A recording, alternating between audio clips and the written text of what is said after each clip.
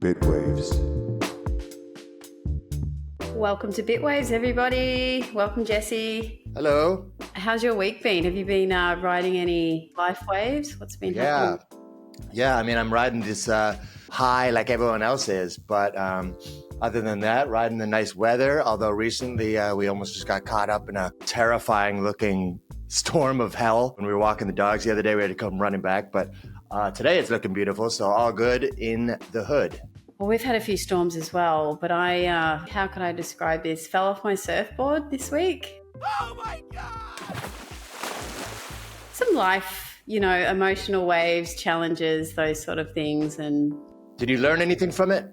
I've had to reflect on it. But yes, I'm learning things, picking myself up and getting on with life. I mean, that's all we can do, right? We're all going to fall off the surfboard now and then, but next time we get on, we have better footing, then mission accomplished. The hardest part for me and my surfboard technique is asking for help in life.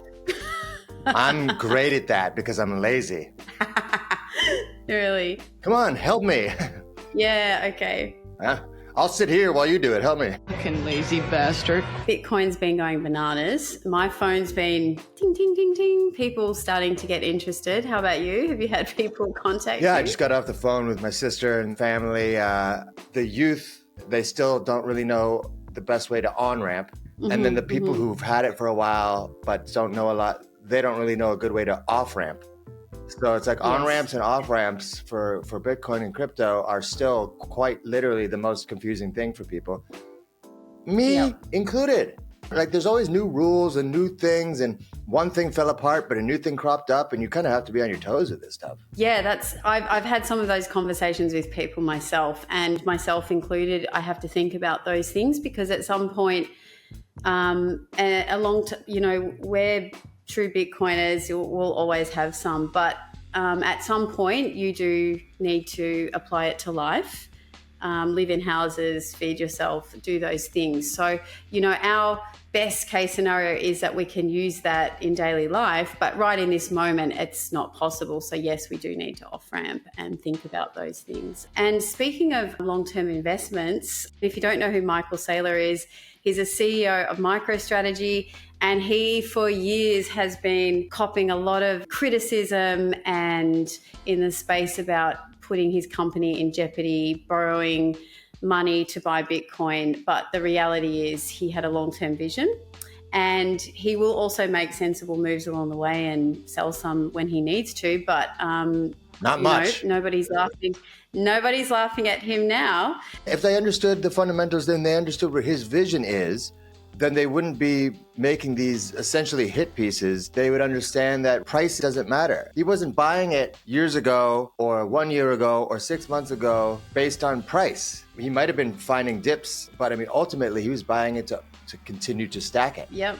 And somebody else who received endless criticism over the years. Nayib Bukele is the president of El Salvador, and he's been on a mission for a few years now under a lot of criticism. And this is what he had to say. With the current Bitcoin market price, if we were to sell our Bitcoin, we would not only recover 100% of our investment, but also make a profit of $3,620,277.13 USD as of this moment. Of course, we have no intention of selling. That has never been our objective. We are fully aware that the price will continue to fluctuate in the future. This doesn't affect our long-term strategy. Nonetheless, it's important that the naysayers and the authors of those hit pieces take back their statements. The responsible thing to do would be for them to issue retractions, offer apologies, or at the very least, acknowledge that El Salvador is now yielding a profit. He started doing his mega buying right when everything was kind of going to shit. Yes, he did. At least with Saylor, he's been in it for longer. These countries had to be a lot safer. Charlie Munger just died. Yep. And he did not see the vision in Bitcoin, but there's a lot to learn from him. But we noticed this week that Bitcoin just overtook Berkshire Hathaway on the asset class list. We've got 14 years of history now, and to see Bitcoin start climbing the ranks for market cap is really, it's a proud moment for anyone that's sort of believed in Bitcoin for a long time. And you sent me something this week. Yeah, Munger, rest in peace. Yeah, here's a little clip of him giving an address to some graduating students at Sun School. The safest way to try and get what you want is to try and deserve what you want. It's such a simple idea. It's the golden rule, so to speak. You want to deliver to the world what you would buy if you were on the other end. There is no ethos, in my opinion, that is better for any lawyer or any other person to have. By and large, the people who've had this ethos win in life, and they don't win just money, just honors. They win the respect, the deserved trust of the people they deal with. If you believe that you deserve to succeed, then you will. And just prove it to yourself. YouTube has been a great university for me. By inundating myself with crypto fiends on YouTube, you hear the same words. Yeah. Day after day, week after week, month after month, year after year. You hear these technical terms and you see repeating cycles and on multiple levels, and you're like, oh yeah, I remember that. And then you start having conversations with people. You have banter and chats like we do. Eventually, like I got off the phone speaking with my family, and I was like, who are you? And maybe I've just gotten to be a great bullshitter. but that's neither here nor there. I feel confident. Great kid. Don't get cocky. Everything that's new can be overwhelming, but you've got to if you are genuinely interested, you will see that as a beautiful learning curve, like we all did. Like we just went deeper and deeper until it becomes a native language to you. That is one thing I would encourage people. Don't be turned off. See it as a joyful experience. It's not a horrible one. Yeah, you got to learn, which reminds me of the video that you just did, Leanne, with that Singaporean taxi driver. I think it's good if you have the knowledge. If you don't have the knowledge, better don't touch. Yes. I love that. I love that. Exactly. My mum said to me when I first started learning to trade and got interested in Bitcoin, she said, this is the first thing I've ever seen you spend more than 5 minutes on and not get disinterested in it, because I'm actually a very quick learner, and this has been the most challenging learning I have ever done in my lifetime, trading and learning a bit. But I love it. I love it. I love it. As we progress with technology, we're at a point now where it's not just inventing an iPhone or all that, but it's coming to a parabolic state. It's interesting too, because we have 3 different types of views. There's the anti-technology view, which is safety is behind us, dystopia is ahead of us, we're doomed. I think a lot of us know people who have that outlook. Absolutely. Yep. There's the accelerationist view, danger is behind us, utopia is ahead of us. In a weird way, those 2 things are kind of like bear and bull, but for life. Yep. And I want to talk to you about that after this. But then finally, Vitalik's view is dangers are behind us, but there's also multiple paths ahead of us. Some are good, some are bad. It's up to us to direct the human race down the correct path. And that is the truth. How much is bearishness connected to overall negativity? Yeah, that's a really good question. There's a few people I actually unfollowed on Twitter. Yeah. Because they were Permabears and they have not changed their thesis on the markets since the FTX. We were at doom and gloom. Yes, that was a time to be allowed to stand on your soapbox and go, it's all over. And that's funny, that was the bottom. That was the bottom. I was in hospital. FTX imploded. It was the absolute shit show of the year. And it did feel like really crypto was finished and so many people were hurt. But I think there's a set of people that view the world through a lens that can be very bearish, doomish. I mean, you've got people in the stock market that they sell newsletters that preach this for decades on end, and they miss out on lots of gains. So life and the charts are really just a marriage of all of our energies together. Yeah.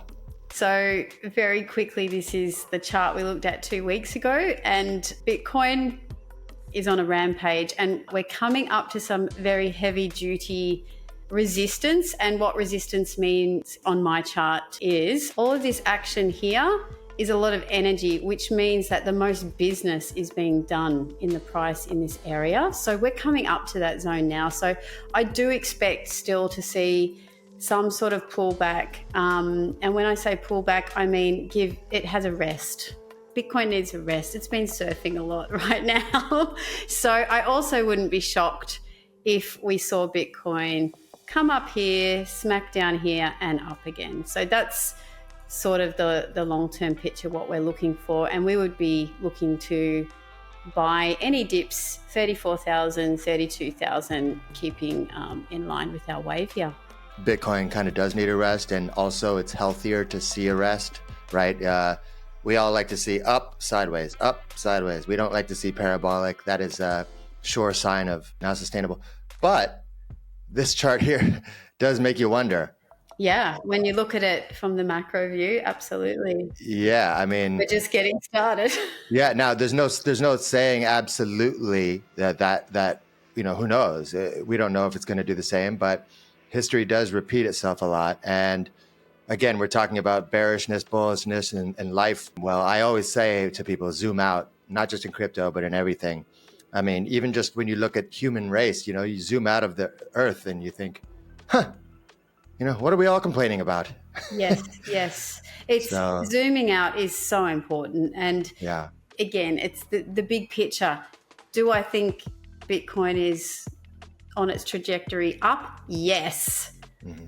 As a trader, will it have pullbacks and cooldowns? Yes. And we just have to. And that's good, right? Because I think we have people here who want to know the short term. And sometimes those drops can be lightweight ones, and sometimes they can be up to 30, 50% sometimes. Yeah. But that's standard for Bitcoin, and it does that sometimes. And so if you are just new to investing in it, the long-term hodlers, this information, you don't even need to know it anymore, but we ride those waves. The wave is up and we're going up. We're going up, baby. So we got a quote of the day coming at us or what? 2 traps you need to avoid: caring what others think and thinking that they care. Yeah, exactly. Neither of those really matter. The only time that what other people think matters is when you're tracking market sentiment and using that as one of the tools in investing or trading. Oh, I like how you just wove that into our show topic. That's awesome. I'm awesome. Well, thanks, guys. We're going to have another interview with a very, very interesting, amazing person coming up soon. Stay tuned to figure out who that's going to be. And we're going to leave you with probably the most epic clip of the month, possibly the year, possibly of all time. Take it, Elon. If somebody's going to try to blackmail me with advertising, blackmail me with money, go fuck yourself. But go fuck yourself. Is that clear? I hope it is.